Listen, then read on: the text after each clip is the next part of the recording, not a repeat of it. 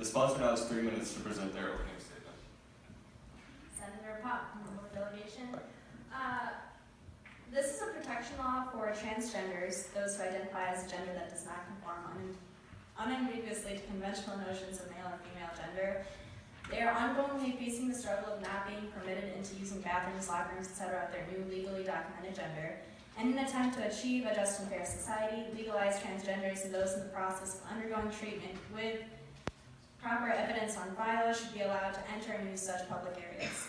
If concerns arise when a transgender arrives in said location, a standby may call the authorities, as they would in any typical circumstance when suspicious activity is suspected. The authorities would then ask the person in question to show documentation of gender, such as their ID, or documentation of treatment, such as undergoing hormone replacement therapy, to validate their right in being there.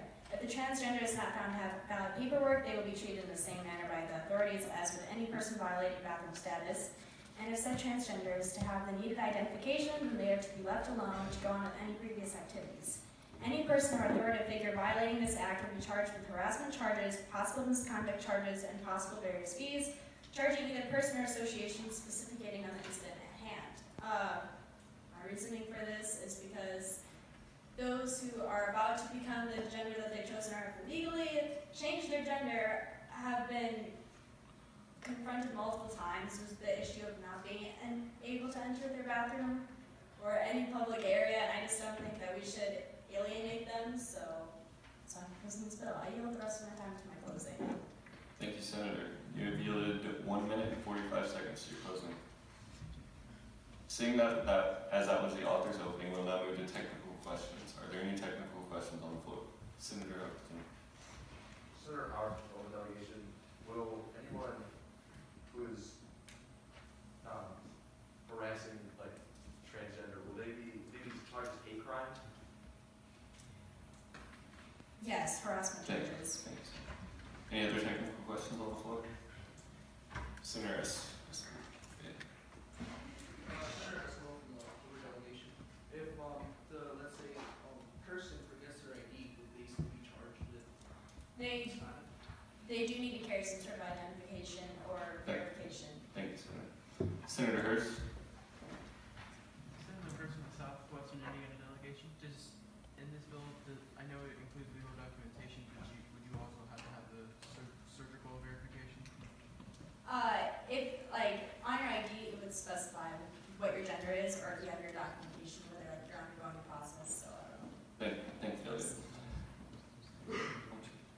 Are there any other technical questions on the floor? Seeing as there are no more technical questions on the floor, we'll now move on to pro-con debate. Are there any con speakers on the floor? Senator McCullough.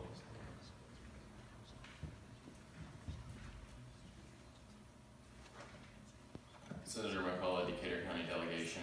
I am opposed to this bill mostly because of the complicated process of checking if you are transgender and going into a restroom. This would require almost a police officer or security outside every restroom to check your identification. So I believe that the complexity of this bill makes it unnecessary because the process is just, I don't believe, I recognize the rights position of it. However, who's to say that somebody has a fake ID and walks in and there's not going to be any kind of, without being vulgar, parts check to see what kind of parts you have. So it's an extremely difficult process to do, so I believe staying to the normal law will lead to better comfort within everybody. I yield my time to Senator Houseball.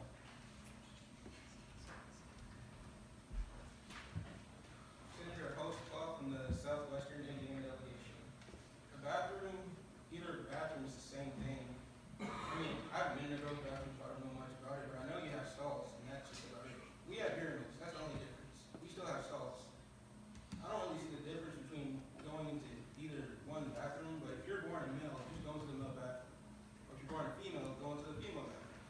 Either one works.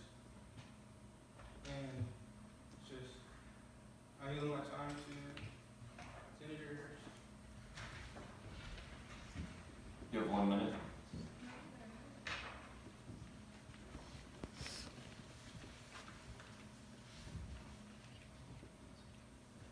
Senator Hurst from the Southwestern Indiana delegation.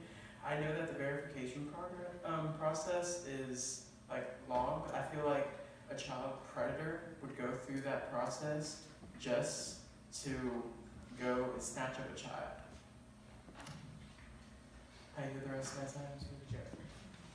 Thank you, Senator. We'll now move on to a pro speaker. Are there any pro speakers that have not spoken today on the floor? Senator Modlin.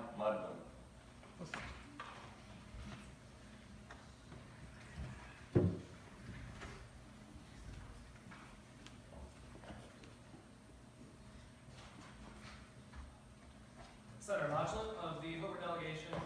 I would just like to address something a previous delegate has said, with the bathrooms being entirely similar. By that same argument then, why does it matter which one you go into as male or female? Why couldn't you go into both? You can apply it to both sides of the situation.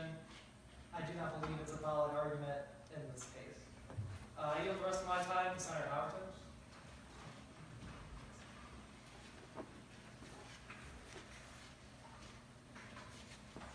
Senator Howerton from the Hoover delegation.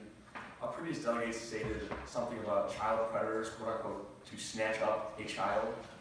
I feel as if that's not a proper argument for this. This is about transgenders using bathrooms. This is nothing to do with child predators. I yield my time to Senator Kelsey.